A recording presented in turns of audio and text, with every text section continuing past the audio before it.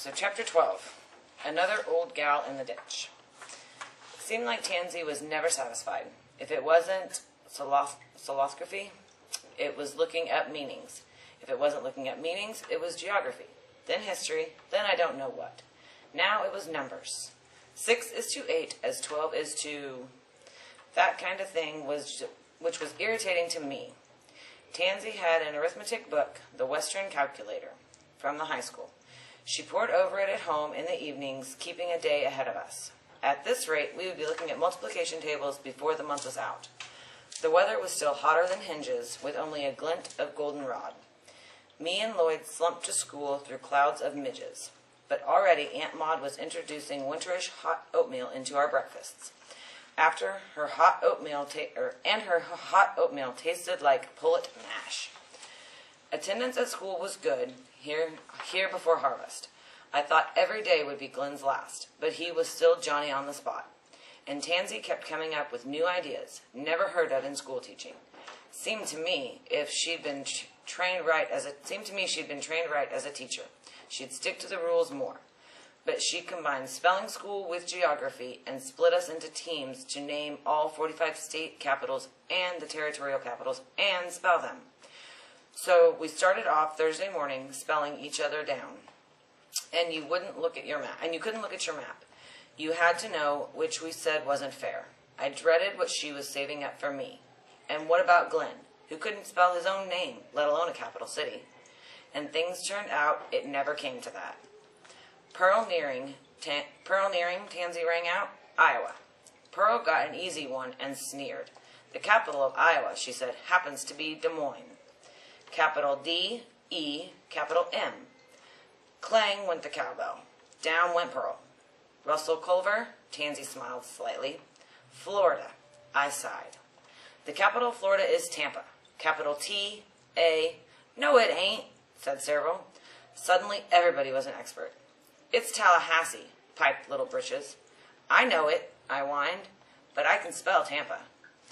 Tansy reached for the cowbell to give me a double clang when we all heard a sudden sound from outside. A splintering of wood and a screech. Then a howl from J.W., all louder than the crack of doom. What now? Tansy spoke under her breath. We all crowded outside. J.W. was cowering against the school with one paw up. Looked like he'd had a nasty shock. The plank across the ditch had split under the weight of a real big, real old lady. Her bonnet was askew, and she was flat on her back, waving a cane. My land, she was enormous. She'd make Tansy look like Little Britches. She was down at the bottom of the ditch, but her bosom was level with the ground. And mad as a hornet. You couldn't hardly follow her. But it seemed to be, somebody'll pay for this, and pay for that, pay for the nose, pay through the nose. And if I ever get out of this ditch, there are some who will wish to heaven I hadn't. Things like that. She was spitting like a bobcat on a chain. Tansy pushed through us and looked in the ditch. Oh, no, she said. Aunt Fanny Hamline. I thought we'd need a block and tackle to lift her. But getting Aunt Fanny Hamline out of the ditch became one of Tansy's most famous days of teaching.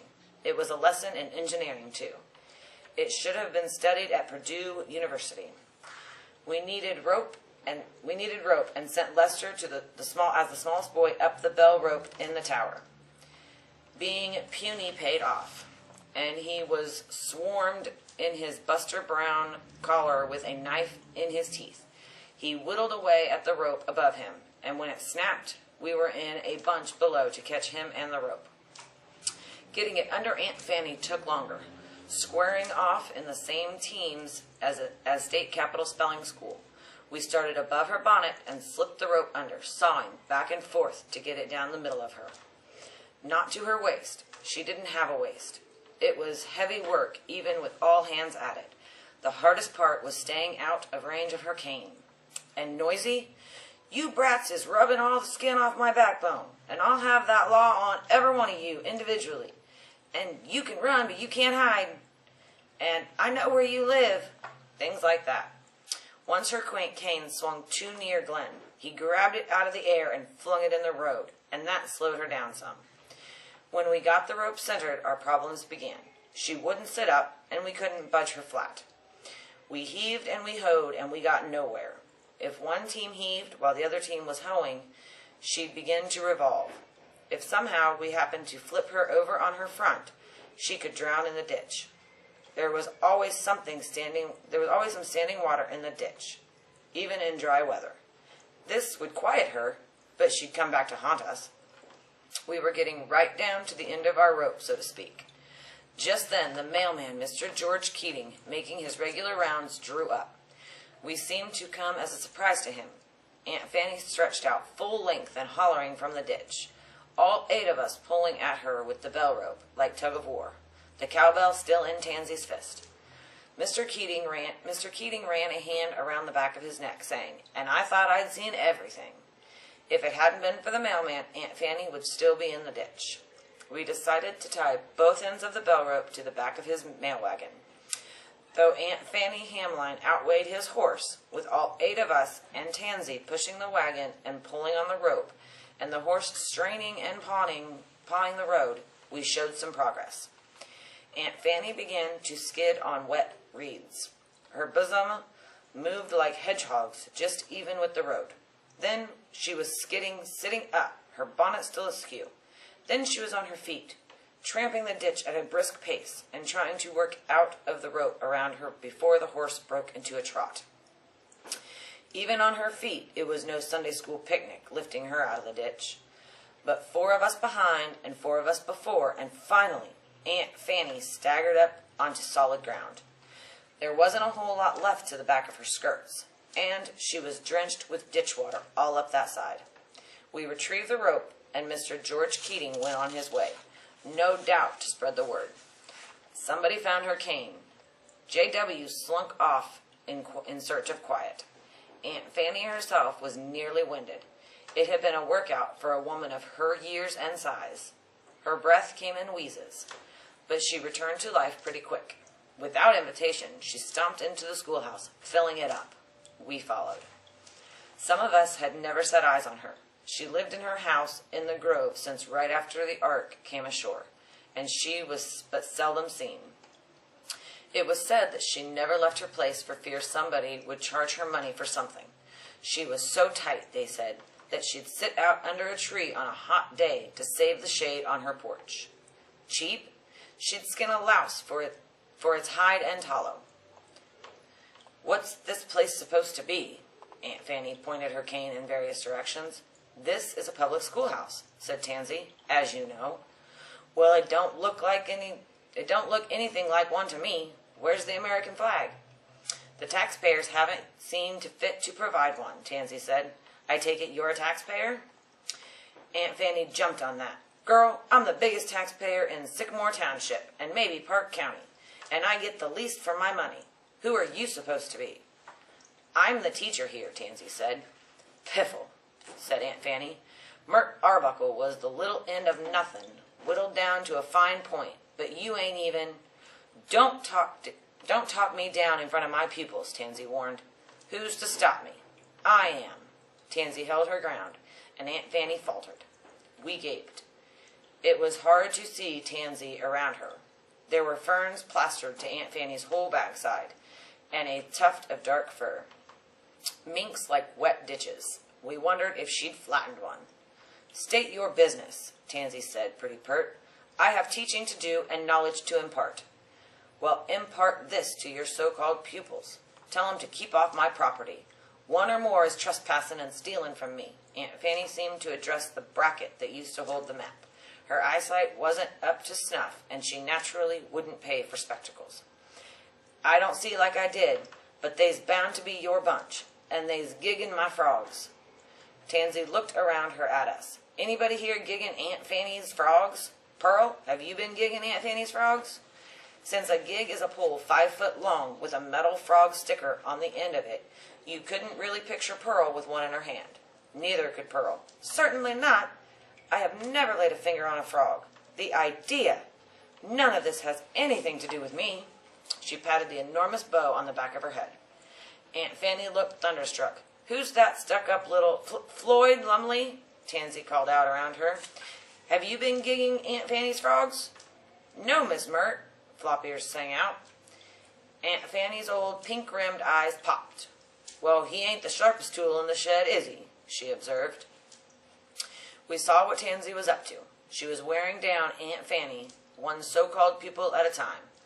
Lucky there was no string of frogs hanging out by the hats this particular morning, though of course they wouldn't have been gigged. They'd have been brained by a slingshot. Aunt Fanny's half-blind gaze swept teacher's desk where Little Britches and a Baldwin apple were. She didn't see either. Glenn had brought apples for all this morning. We didn't know where from.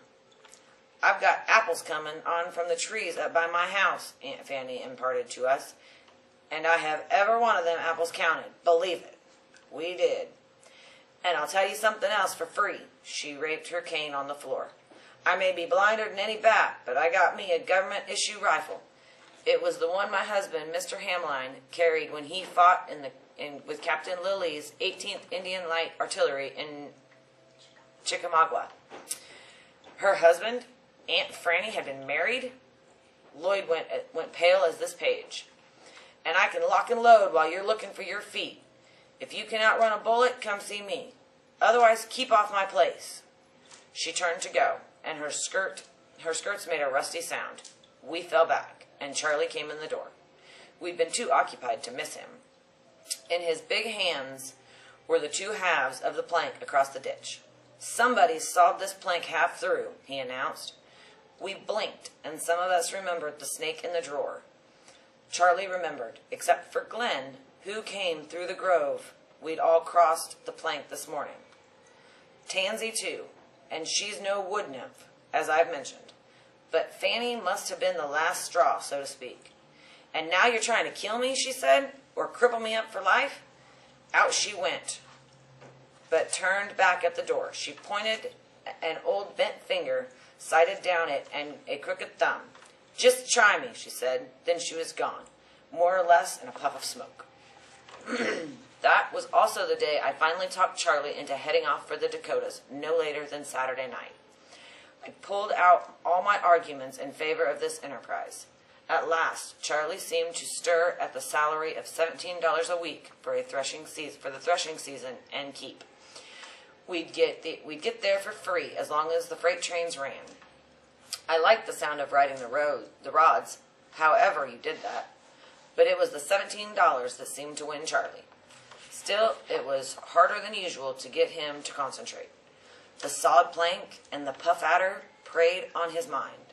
I told him to put the whole business behind him, and school too. "All right," he said at long last. "I'm tired of hearing about it. Saturday night." A thrill shot through me with some fear in it. Now that Charlie had caved in made it real. We'd have to sneak off without goodbyes.